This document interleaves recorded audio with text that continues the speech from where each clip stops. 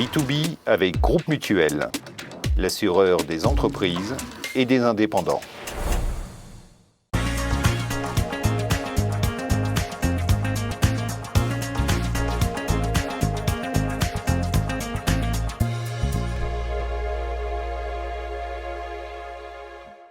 Bonjour à toutes et à tous, bienvenue dans B2B. Rencontre aujourd'hui avec un entrepreneur roman qui nous vient tout droit d'Yverdon-les-Bains. À 21 ans seulement, il achète un pressing, le développe, crée la marque Egen.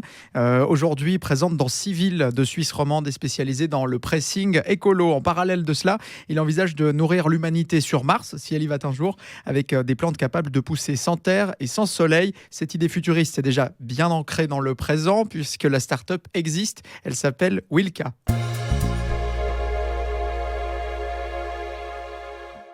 Bonjour Serhat Tassig. Bonjour Vincent. Bonjour Elliot. Bonjour. Serhat Tassig, à 21 ans, vous êtes employé de commerce, diplômé. Pourquoi acheter un pressing ? Alors c'est une question que tout le monde s'est posée, à vrai dire. J'ai commencé dans la programmation, j'ai entamé le CFC d'employé de commerce que j'ai obtenu 3 mois avant de lancer Egen, et j'ai ouvert un pressing écologique. Donc du coup, la question me l'a souvent posée, tout simplement parce qu'il y avait en fait tout à refaire là-dedans. Et les différentes possibilités qu'il y avait au fur et à mesure du développement du projet étaient aussi immenses. Comme une pâte à pizza en fait qu'on peut tourner dans tous les sens. Et c'était aussi une première expérience entrepreneuriale. Et je ne pouvais pas me lancer dans la tech, ni dans des startups actives dans la biologie ou autre. Et un service à la personne comme le pressing était le mieux pour moi. Pour les personnes qui nous regardent, qui aimeraient se lancer peut-être dans l'entrepreneuriat, c'est intéressant de comprendre comment vous êtes tombé sur cette entreprise qui était à vendre. Alors, j'ai commencé par un test de faisabilité, une startup qui s'appelait WashUp, avec une plateforme que j'avais codée moi-même, qui permettait aux personnes de passer une commande de pressing en ligne. L'idée, c'est de savoir pour voir en fait si les gens étaient prêts ou pas à passer des commandes de pressing depuis l'application. Et je sous-traitais en fait ces commandes-là dans un petit pressing qui existe à Yverdon. Et ce pressing a décidé en fait de fermer. Et je l'ai appris à ma dernière année d'apprentissage. Et c'est là en fait que j'ai dû décider de dire qu'est-ce que je fais, parce que le projet prenait bien, il y avait un potentiel et je ne pouvais pas l'arrêter au milieu. Et du coup, je me suis dit, bon tiens, peut-être c'est l'occasion de vraiment me lancer. Et j'ai en fait décidé du rachat auprès de la propriétaire pendant la dernière année d'apprentissage. Et pendant ce temps-là, il me restait à peu près 6 mois. J'ai conçu du coup tout le modèle Egen avec tout le plan de développement qui allait suivre et puis qui s'applique même encore aujourd'hui et qui n'a pas changé. Donc du coup, il y avait un petit parc de machines et puis une toute petite clientèle. Et j'ai commencé avec ça. 21 ans, c'est jeune pour commencer dans l'entrepreneuriat. Comment est-ce qu'on se structure ? Vous avez fait tout vous-même ? Vous êtes entouré d'une équipe ? Alors, je peux dire que j'ai fait tout moi-même avec quand même des gens que je connaissais qui ont pu m'aider. Et j'ai aussi fait pas mal de fautes parce qu'on essaie toujours de trouver des personnes qui s'y connaissent pas dans la comptabilité ou qui s'y connaissent en ci ou en ça. Mais alors, et puis on pense économiser en fait de l'argent. Et en fait, au final, c'est là où on fait le plus d'erreurs. Il vaut mieux en fait avoir les ressources nécessaires dès le début pour aller voir les spécialistes et puis pour vraiment tout commencer de manière solide. Mais dans mon cas, j'ai un peu tout fait moi-même, on peut dire ça comme ça. Mais par contre, aujourd'hui, on est d'accord qu'après 5 ans, tout est structuré, tout est solide. Vous parlez de pressing écolo. Oui. Comment on peut être écolo dans le pressing ? Alors, concrètement, dans le pressing, pour nettoyer des vêtements qui ne sont pas lavables à l'eau, on emploie une technique qui s'appelle le nettoyage à sec. C'est une grosse machine qui fonctionne en circuit fermé. Et en fait, au lieu de l'eau, il y aura un solvant qui s'appelle le perchloréthylène. C'est un dégraissant. Et en fait, il ne mouille pas le textile, en quelque sorte. Ça glisse en surface et ça nettoie en surface. Donc, ça le dégraisse. C'est un solvant chloré qui est très dangereux. L'idée, c'est de dire, est-ce qu'on peut faire autrement ? Il y avait différentes possibilités, différentes alternatives, mais qui ne fonctionnaient pas très bien. Qui ne permettent en fait pas ça ne permettait pas de tout nettoyer. À l'exemple des costumes en 100% laine, le cachemire, la soie, ça pouvait rétrécir, feutrer, ça ne marchait pas. Je me suis dit, bon, c'est une technique qui existe, ok, elle n'est pas parfaite, mais il faudrait peut-être qu'on travaille dessus, puis je suis sûr qu'il y a des moyens de l'améliorer. On m'a pris pour un fou, même les géants du secteur, en fait, qui n'avaient pas fait. Donc, j'ai pris cette technique-là, qu'on a améliorée, qu'on a adaptée selon nos besoins. Ça a pris beaucoup de temps. On a fait beaucoup d'erreurs au début. Et aujourd'hui, on a une technique qui fonctionne parfaitement et on a pu éviter du coup, nous débarrasser du perchloréthylène pour jamais. Et les produits qu'on utilise sont biodégradables. Ils ont une certification dermatologique et on utilise également un petit peu d'eau. Même si c'est marqué en fait sur les vêtements qu'on ne peut pas nettoyer de l'eau, on peut le faire. Du coup, on utilise très peu d'eau, les produits sont biodégradables, tout ce qui est dermatologique, etc. On a vraiment réussi à créer en fait quelque chose de je dirais, sain. C'est ce qui nous permet de pouvoir nous dire écolo. Les produits vont où justement une fois que le cycle est fini? Alors, on a fait un très grand travail avec les communes pour valider en quelque sorte du coup notre installation et puis l'affectation en tant que pressing. On a fait analyser les eaux d'évacuation des machines à laver. Et, après les analyses, en fait, ils ont pu dire qu'ils ont pu certifier en fait nos produits en disant que très bien, on peut les évacuer directement dans le sanitaire des appartements. Ce qui veut dire qu'on peut s'installer partout sans problème. Ça fonctionne vraiment comme à la maison. C'est une exception dans le milieu ou c'est quelque chose qu'on arrive finalement à retrouver sur plusieurs pressings? Où vous êtes vraiment aujourd'hui les seuls à pouvoir justement réinjecter dans le circuit commun? Alors, nous, la technique qu'on utilise qui s'appelle le wet cleaning, c'est une technique. C'est-à-dire qu'elle peut être utilisée de différentes manières. Nous, la manière à laquelle on l'utilise, en tout cas, je parle pour nous, on est soumis à aucune norme, c'est très important. Du coup, pour la recherche de locaux, ou bien pour l'installation dans des lieux habités, c'est beaucoup plus simple. Et nous, on fonctionne uniquement avec ça. Du coup, en fait, tous les types de textiles qu'on peut traiter, on le traite avec cette technique-là. On sait que d'autres acteurs du marché préfèrent utiliser encore les deux, parce qu'ils ne maîtrisent pas encore à 100% la technique du wet cleaning. Mais nous, la manière à laquelle on l'a modelé, on est soumis à aucune norme en tout cas. L'écologie, un moyen de se démarquer aussi de la concurrence. Y en a-t-il d'autres que vous avez installés dans votre entreprise? Alors, le mot écologique, aujourd'hui, c'est plus devenu un terme en fait business qu'autre chose. Mais par contre, il y a un mot dans le mot écologique qui me plaît, c'est le mot logique. C'est logique de faire sans solvant, de consommer moins d'eau, d'utiliser des produits qui sont biodégradables, etc. Donc du coup, clairement, pour nous, c'était une étiquette pour nous démarquer de ce qui existait et aussi d'ouvrir la voie à des nouvelles possibilités. Serhat Tassik, vous avez 6 pressings de la marque Eden actuellement, Egen, qui sont un petit peu partout en Suisse romande. 4 sont sous franchise. Donc comment vous avez fait pour créer cette marque et puis la vendre ensuite? Alors, dès le début, l'idée était de créer une marque et nous développer. C'est la raison pour laquelle on a réfléchi à une identité, notamment le nom qui s'appelle Egen, qui signifie propre à soi en romanche. Donc, il y a le mot propre dedans, et puis c'est du romanche. Enfin bref, c'était vraiment un mot bien trouvé. On a mis beaucoup de temps à le trouver par contre. Donc, depuis le début, l'idée, c'est vraiment de créer une marque. Et donc, pour pouvoir créer une marque et pour pouvoir la franchiser, il faut évidemment créer en fait de la valeur, quelque chose qui peut être utilisé, qu'on ne peut pas trouver ailleurs. Donc pendant 4 années, on s'est occupé de développer la marque, de développer la technologie, de développer également notre clientèle, autant business que client particulier. Et par la suite, on reçoit en fait déjà des demandes pendant ces 3-4 années d'activité, des personnes qui voulaient en fait s'intéresser de plus près au modèle et puis pouvoir le dupliquer dans d'autres pays même, et puis aussi en Suisse romande, mais on n'était pas encore prêt. Et nous avons commencé avec une première franchise à Delémont, donc assez loin d'Yverdon. C'était aussi une manière pour nous de marquer et puis de montrer du coup notre ambition de quitter la région de la Suisse romande. Nous avons essayé pendant une année le modèle de franchise, donc du coup dans le Jura à Delémont. Et puis pendant ces une année, on a pu améliorer certaines choses qu'on pouvait améliorer pour vraiment modeler l'affaire. Et l'année suivante, donc du coup en 2021, on a enchaîné avec 4 pressings à Neuchâtel, à Saint-Pré, à Bienne, et puis finalement à Vevey, où on a rénové tous nos locaux pour le relancer à zéro. Faire appel à un pressing, ça a quand même un certain coût. Quel type de clientèle est-ce que vous visez? Alors quand on s'est lancé, on avait le choix de nous positionner avec des tarifs qui étaient plus élevés, parce qu'aujourd'hui, dès que c'est bio ou on va dire sain, ouais, exactement, voilà, on a l'habitude en fait de payer un peu plus, ce qui est aussi justifié. Dans notre cas, en fait, on s'est lancé un challenge en se disant, est-ce qu'en proposant le concept qu'on propose avec tous ces bénéfices, est-ce qu'on peut s'aligner au prix du marché? Et c'est ce qu'on a réussi à faire. Et sur certains articles, on coûte même moins cher que dans d'autres chaînes de pressing, par exemple. Donc du coup, l'idée, évidemment, c'est de dire que l'expérience, c'est de dire, est-ce qu'on peut proposer quelque chose de sain, quelque chose d'écologique, quelque chose de vraiment tendance à tout le monde, sans fixer, sans cibler des personnes qui ont des revenus, on va dire, un peu plus élevés que d'autres. Est-ce qu'on peut faire quelque chose pour tout le monde? Et puis c'est un pari qui est réussi. Et vous serez étonnés, mais on a autant des jeunes de 18 ans, autant des personnes qui ont 65 ans ou plus qui viennent chez nous. Donc c'est assez varié. Comment est-ce qu'on fait pour avoir une prestation qui est meilleure à un prix similaire? Alors, pour vous donner un exemple, dans le cas du nettoyage à sec, c'est très technique. Dans le cas du nettoyage à sec, une machine prend beaucoup de place et elle a une capacité à peu près à 12 kg de linge. Et un programme va durer à peu près 1h30. Dans notre cas, les machines vont de 18 à 35 kg et puis le programme dure entre 20 et 25 minutes. Donc, on peut traiter beaucoup plus et beaucoup plus rapidement. Et avec la même machine, on va pouvoir traiter d'autres textiles, des salopettes de travail, des nappes de restaurant, des linges normaux, alors qu'on nettoie la sec avec la même machine, c'est uniquement des costumes, des robes ou des trucs, des articles délicats. Donc, en allant beaucoup plus vite et puis en ayant un investissement qui est moindre, vu qu'on a besoin d'acheter plusieurs machines, on arrive à répercuter ça sur les coûts de production qui peuvent nous permettre de pouvoir aligner des prix qui sont beaucoup plus bas. Vous avez donc 2 pressings en nom propre, 4 franchisés. Comment vous faites pour maintenir cette qualité auprès de vos franchisés? Alors là, encore une fois, je me suis pris un peu différemment de ce qui se passe.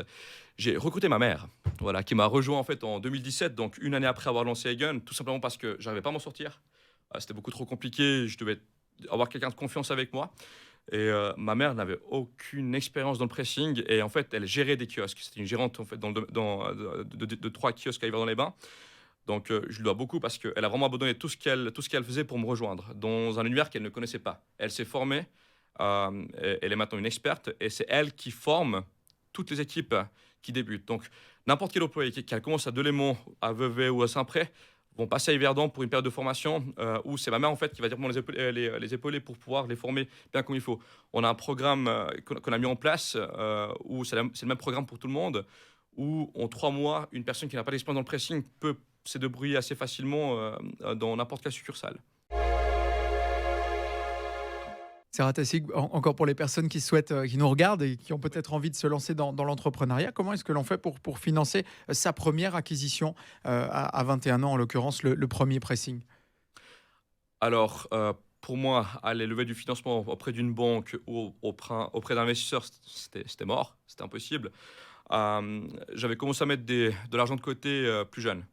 J'avais appris à programmer, du coup, pendant 3-4 années, j'ai en fait enchaîné la création de sites web avec des personnes qui étaient les plus susceptibles de ne pas en avoir, à raison de couturières, de garagistes, d'ongleries ou autres. C'est tout de l'argent que j'ai pu mettre de côté. Et j'enchaîne également des boulots du soir dans des restaurants.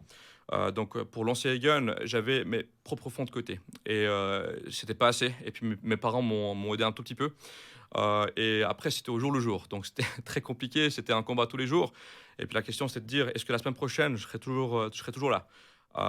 Donc, on a pu enchaîner assez rapidement avec des clients, on va dire, business. On a pu trouver quelques hôtels qui nous ont fait confiance. Et on a pu, en fait, nous construire petit à petit. Et puis, typiquement, on a fêté nos 5 ans en octobre l'année passée. Et sans aucun financement externe, uniquement par nos propres moyens, on a réussi à tenir. On est toujours là. On continue à grandir aussi. Et même pour cette année, en fait, on a pas mal d'objectifs de projets qui sont prévus et puis qui vont voir le jour. Donc on s'est fait, on va dire, un petit peu tout seul au jour au jour. Qu'est-ce qui coûte cher aujourd'hui? C'est la recherche et le développement, c'est les locaux, c'est quoi? Je pense que ça dépend vraiment en fait des milieux. Dans notre cas, évidemment, ce qui coûte le plus cher, c'est la main-d'œuvre, c'est le personnel. Les locaux aussi, les prix sont assez élevés puis ne cessent de grimper, donc c'est aussi un coût. La recherche et le développement en général se font au début. Donc aujourd'hui, il y a plus de coûts. Il y a, Au niveau de la alors, recherche et du développement. En ce qui concerne le nettoyage, oui, il y en a toujours parce qu'on peut toujours faire mieux. Et puis on améliore par exemple les machines avec nos fournisseurs, des machines qui sont faites pour nous, mais on investit surtout en fait notre argent dans d'autres domaines. Donc ça continue toujours. Ok. Puis justement, c'est à quel niveau qu'on va justement pouvoir financer cette recherche et développement? Je veux dire, est-ce que c'est la recherche et développement est donc en interne ou on fait appel à des externes? Alors, il faut déjà être beaucoup renseigné. Il faut passer beaucoup de temps soi-même en fait sur le terrain à faire des téléphones et puis de recherche et puis espérer tomber sur les bonnes personnes. Ça joue aussi beaucoup son rôle en fait. Donc du coup, c'est ce que j'ai fait. Je sais aujourd'hui comment fonctionne parfaitement une machine à laver industrielle ou même une table de repassage. Donc du coup, voilà, il faut vraiment se plonger dans le domaine et sur le terrain. Tout le temps qu'on passe nous dans le projet, c'est de l'argent économisé en quelque sorte. Surtout au début. Et c'est ce que j'ai fait. Et c'est la raison pour laquelle, en fait, c'était impossible pour moi de me verser un salaire dans les débuts, parce que je passais beaucoup de temps, en fait, du coup, à faire de la recherche de développement, ou bien même moi mettre la main à la pâte, comme on peut le dire, ce qui faisait que je n'avais pas le temps de développer vraiment la clientèle à côté. Donc, c'est un peu une balance des choses. Seratasig, la tech est omniprésente aujourd'hui dans l'industrie du service. Vous parliez d'une application que vous aviez créée avant de racheter votre premier pressing, qui était en fait un prestataire de service. Alors, comment Ça. fonctionne cette app? Racontez-nous. Alors, au début, c'était une web app. C'est toujours le cas. Et on travaille depuis maintenant, je dirais presque une année et demie, sur une application iOS Android depuis laquelle les gens pourront passer une commande, mais pas que. Ce même système sera en fait la colonne vertébrale de Two-Wagon. C'est-à-dire qu'elle permettra également à tous les pressings de fonctionner. Autant pour la gestion du personnel, pour la gestion des commandes, pour la gestion de la logistique, et puis même aussi pour la planification des machines et tout ce qui suit. L'idée, c'est vraiment en fait, d'optimiser un maximum possible un pressing pour pouvoir être rapide, efficace et garantir des délais de livraison qui sont assez courts aux clients. La livraison, alors ça inclut évidemment, on ne peut pas le faire autrement que physiquement avec un véhicule. Comme vous avez fait appel à un prestataire de service, vous gérez vous-même ce volet? Alors, les premières années, c'est moi qui m'occupais également des livraisons. Donc, j'ai fait beaucoup de choses moi-même au début, entre répondre au téléphone, faire la facturation, faire l'administration, et travailler dans le pressing, aller voir des clients en même temps. Donc, au début, ça fait quand même pas mal. Mais c'est comme ça qu'on doit faire quand on n'a pas beaucoup de moyens à disposition. Aujourd'hui, on a une LLC qui est fixée et puis qui est active en fait dans la Suisse romande, qui est surtout là en fait pour la livraison de nos clients, on va dire business, des hôtels, d'autres entreprises, etc. Également des privés. Donc, c'est plus moi qui m'occupe de la livraison aujourd'hui. Seratasig, aujourd'hui, vos pressings financent un autre projet, nourrir l'humanité sur Mars. Autrement dit, faire pousser des plantes sans eau et sans lumière, une ferme verticale. C'est ça. L'entreprise, la start-up s'appelle Vilka. Comment vous avez eu cette idée? Ça vient des États-Unis, le concept? Alors, ça vient en fait de l'espace, tout droit de l'espace. Bon, je suis un passionné de l'espace, du coup, je suis en fait tout ce qui se passe à bord de la Station spatiale internationale, je le suis. Et une fois, j'ai vu en fait un selfie de l'astronaute Scott Kelly qui passait une année à bord de la Station spatiale internationale, et puis il a mis comment dire, un selfie sur Twitter avec une salade derrière lui. Et j'ai pas compris en fait comment c'était possible parce que tous les aliments qui sont envoyés à bord de l'ISS ne sont pas, on va dire, à l'état intact. Et en me renseignant sur les différentes missions qui étaient menées à bord de l'ISS, en principal celui du programme Vegi, et j'ai pu me rendre compte qu'une technique qui s'appelle l'hydroponie était utilisée à bord de l'ISS pour produire, enfin pour cultiver des fruits et des légumes sans terre et sans soleil à bord de, comment dire, en apesanteur. Et en me renseignant sur cette technique, j'ai pu tomber sur des startups actifs aux États-Unis, également en Europe, qui étaient dans ce domaine-là. Et je suis tombé fan. Et au début, je les suivais. Et j'ai pu rapidement identifier en fait, comment dire, des éléments qui pouvaient être faits de manière différente ou d'autres potentiels. Je me suis en fait lancé un défi dans le défi en disant que pourquoi pas également nous lancer dedans. Et puis pour le faire, évidemment, j'ai fait une liste des choses qu'on pouvait améliorer ou dans lesquelles on peut être plus efficace et puis dans lesquelles la situation géographique de la Suisse joue aussi beaucoup. Et j'ai conclu que ça valait la peine en fait qu'on se lance là-dedans. Et ça fait maintenant 3 ans qu'on est dedans. Je suis pas tout seul dans le projet. J'ai un ami architecte, 2 amis architectes qui m'ont rejoint. Et récemment, une ingénieure agronome nous a également rejoint. Du coup, nous sommes 4 aujourd'hui. Et on continue à mener nos expériences, puis on prend le temps. On observe, on prend soin de voir ce qui se passe également sur le marché, parce que ces dernières années, c'est devenu un petit peu un trend, et on voit pas mal de startups dans ce domaine-là fleurir un peu à gauche, à droite. Et on préfère pour l'instant voir un petit peu ce qui se passe, et on pense dévoiler les résultats de nos recherches encore cette année. Bon, du coup, l'homme n'est pas encore sur Mars, donc est-ce qu'on peut dire que le marché n'existe pas encore ou est-ce qu'il y a déjà des débouchés? Le marché martien, vous dites? Dans le marché pour des plantes qui poussent avec moins de lumière et Non, moins d'eau. Alors, le but, c'est pas de remplacer l'agriculture, c'est impossible. L'idée, en fait, c'est de proposer une technique qui fonctionne de manière, enfin, sans être énergivore, où on peut produire des fruits et légumes qui ont des qualités nutritionnelles, comment dire, acceptables. Et surtout, on aura besoin. Ça sera fait un espèce de complément dont on aura besoin ces prochaines années, avec l'intensification des milieux urbains, il y a des articles qui parlaient la semaine passée du marché du bio, où on voyait en fait que des fruits et légumes bio commençaient à manquer. Donc du coup, même les endroits dans lesquels on allait importer des fruits et légumes commencent eux aussi à importer de plus loin. Donc on peut tout voir, les statistiques sont noir sur blanc. Donc l'idée, c'est vraiment en fait de pouvoir proposer un complément. Et on ne peut pas tout faire avec, hein, dans le sens où on ne va pas commencer à cultiver des pommes et des poires avec le vertical farming. On veut se concentrer sur des fruits et légumes bien spécifiques et puis les cultiver de manière intéressante pour que ça puisse aussi être, comment dire, acceptable aussi au prix de vente, pour que les gens puissent l'acheter. Qui seraient vos clients? On pense à faire de la vente directe. On souhaite même en fait créer un marché, pourquoi pas, parallèle. Donc on est en train d'étudier ça. Évidemment, il y a aussi le marché, on peut très bien passer par les grandes surfaces, c'est aussi une possibilité. Des discussions sont également en cours avec quelques grands acteurs. Mais on n'a pas encore vraiment pris la décision de savoir, de voir en fait comment on allait le faire, soit en vente directe, soit par la grande distribution. Qui pourraient être aussi vos partenaires pour ériger ces fermes verticales? On pense peut-être à des grosses régies immobilières. Alors, en fait, il y a plein de possibilités et c'est ça qui est génial. Ce qui est clair, c'est qu'on ne pourra pas le faire tout seul. On aura besoin en fait du soutien, pourquoi pas des régies immobilières. On pense notamment en fait au toit des immeubles, mais également les communes, les villages qui ont des places à disposition, qui pourraient en fait s'équiper de ces systèmes qu'on va construire. Donc c'est assez large. Ça peut également être des universités, des campus, pourquoi pas des hôpitaux. Enfin, il y a tellement de possibilités que nous avons une très grande liste. Et il y a beaucoup de discussions qui sont déjà en cours avec quelques secteurs dont je viens de vous citer. Circuit court, directement du toit à la cuisine. Pourquoi pas? Ce serait le rêve. Serrat Tassig, pour terminer, vos entreprises font partie d'un nouveau programme cantonal qui permet aux réfugiés d'avoir un travail. Absolument. Alors, le but, c'est un programme tout frais qui est en train d'être mis en place. L'idée, c'est d'identifier les personnes qui ont un grand potentiel, qui peuvent rapidement s'adapter, puis qui sont motivées à trouver de l'emploi. Ce serait en fait de les embaucher, de les former, de les encadrer, et pour finalement les embaucher. Donc, il y a un emploi à la clé. Et c'est quelque chose d'assez important pour moi. Car déjà, un réfugié qui travaille n'est plus un réfugié, ça c'est très important. Et j'en suis aussi un. Je me présente souvent comme un ex-réfugié parce que je suis venu en Suisse en 2003, à l'âge de 9 ans, et on a recommencé à zéro, tout à zéro avec ma famille. Donc c'est aussi quelque part pour moi un espèce de retour à l'arrière, et puis surtout aussi de pouvoir donner quelque chose, de faire quelque chose pour le canton qui m'a aussi accueilli.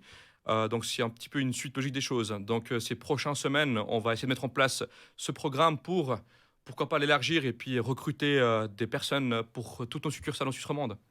Un petit mot aussi de vous, Serrat Tassig. Vous êtes vous avez commencé dans les pressings, maintenant les fermes verticales. Oui. Il y a encore un autre projet qui vous trotte dans la tête et auquel vous aimeriez vous essayer.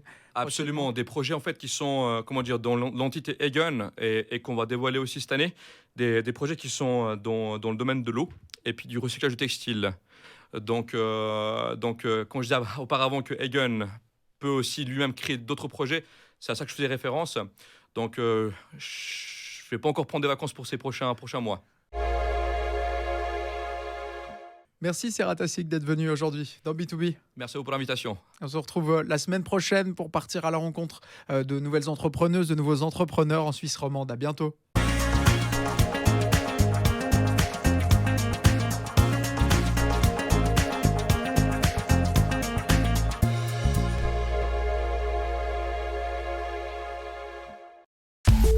B2B avec Groupe Mutuel, l'assureur des entreprises et des indépendants.